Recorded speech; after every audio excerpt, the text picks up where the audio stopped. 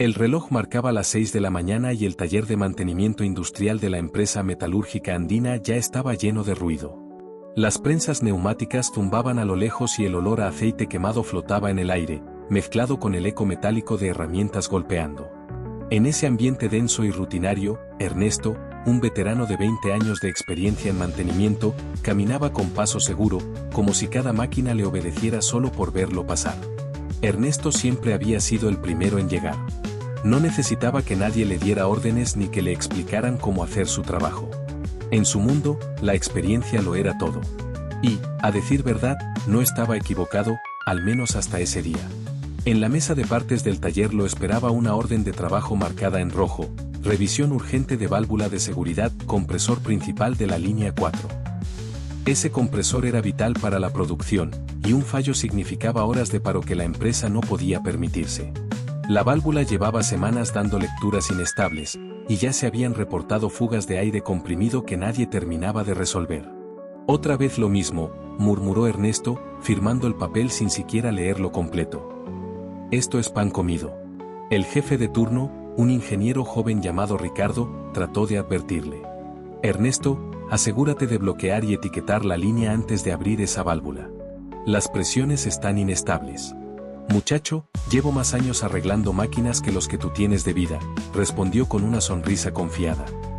Si yo esperara a que ustedes terminen el papeleo, la planta no produciría ni un tornillo. Ricardo quiso insistir, pero Ernesto ya estaba caminando hacia la línea 4 con su caja de herramientas. Era un hombre alto, fuerte, de manos gruesas y firmes. Sus compañeros lo admiraban por su habilidad, parecía capaz de escuchar el ruido de un motor y saber exactamente qué tornillo apretar. Sin embargo, también sabían que ese exceso de confianza lo llevaba a saltarse procedimientos. El pasillo hacia la línea 4 estaba lleno de tuberías entrelazadas y un murmullo constante de aire circulando a alta presión. Ernesto avanzó sin casco ni gafas, solo con su viejo overol azul y una llave inglesa colgando de su cinturón. Llegó al compresor principal. Era una bestia metálica de más de 2 toneladas, pintada de verde industrial, con varias líneas de alimentación que zumbaban como serpientes vivas. La válvula problemática estaba en la parte posterior, rodeada de mangueras y soportes que dificultaban el acceso. Ernesto se inclinó y palpó la tubería. Notó vibraciones anormales, pero eso no lo detuvo. Sí, esto está liberando aire por la junta, nada que un buen apriete no solucione. Sacó su llave y empezó a ajustar la válvula sin cortar la alimentación de aire comprimido. Lo hacía casi por instinto. Había trabajado con esas líneas tantas veces que confiaba plenamente en sentir cuando era seguro. Pero ese día, la presión interna no estaba en sus niveles normales. El manómetro, oculto tras un panel lateral, marcaba picos peligrosos que Ernesto no vio. A pocos metros, un operador llamado Martín lo observaba con inquietud. «Ernesto, ¿no vas a cerrar la línea?», preguntó, alzando la voz sobre el ruido de la planta. «No hace falta, estos son 2 minutos y listo», respondió sin levantar la mirada. Martín dudó. Sabía que discutir con Ernesto era inútil, su reputación lo hacía intocable. Además, ¿quién iba a cuestionar al hombre que llevaba décadas salvando la producción cada vez que algo fallaba? Ernesto giró la llave con fuerza. La válvula cedió un poco y un chorro de aire silbante escapó repentinamente, golpeándole en la cara. Cerró un ojo, fastidiado, y siguió ajustando. Solo es aire, nada grave. Lo que no sabía era que la válvula no solo estaba floja, sino dañada internamente. Cada giro aumentaba la fricción y la posibilidad de que la junta fallara por completo. El metal ya presentaba microfracturas por fatiga, algo que solo una inspección formal habría detectado. De repente, el compresor hizo un ruido sordo, como un golpe seco desde dentro. Ernesto se detuvo un instante. ¿Qué demonios fue eso?, susurró, ladeando la cabeza para escuchar mejor. No tuvo tiempo de reaccionar, la válvula reventó con un estampido ensordecedor. Una nube blanca de aire comprimido lo envolvió, empujándolo hacia atrás y lanzando su caja de herramientas por el suelo.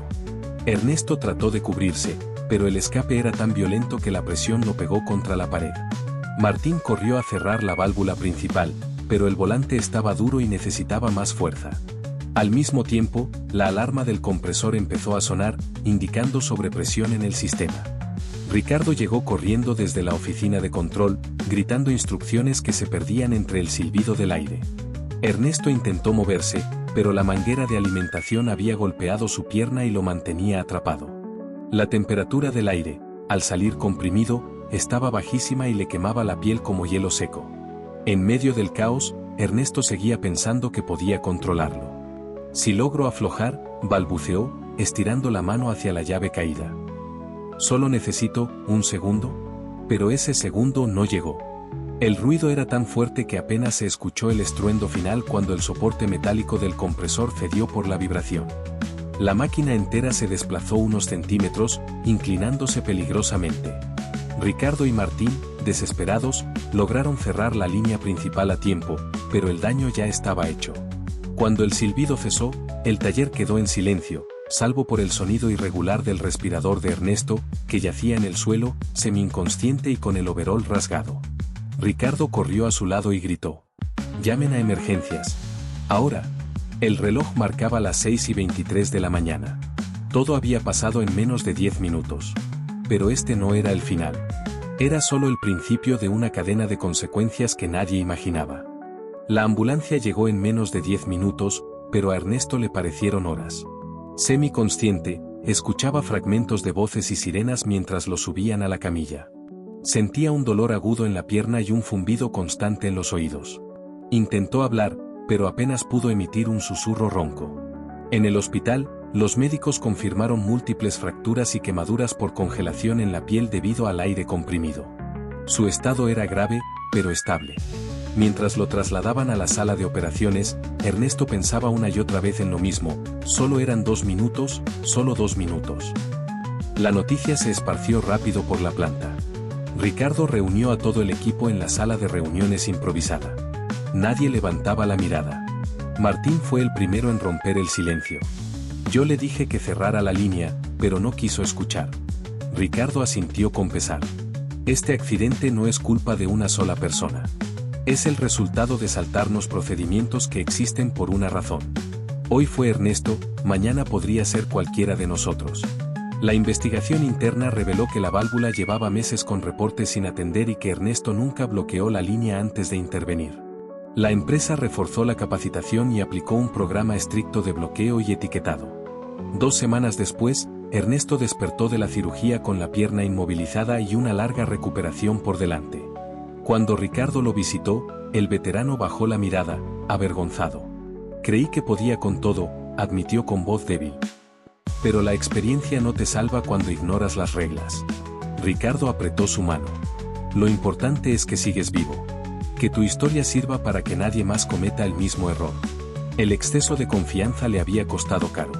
Y aunque volvería a caminar, Ernesto jamás olvidaría aquel día en que pensó que los procedimientos eran una pérdida de tiempo, y descubrió, demasiado tarde, que eran su única escapatoria.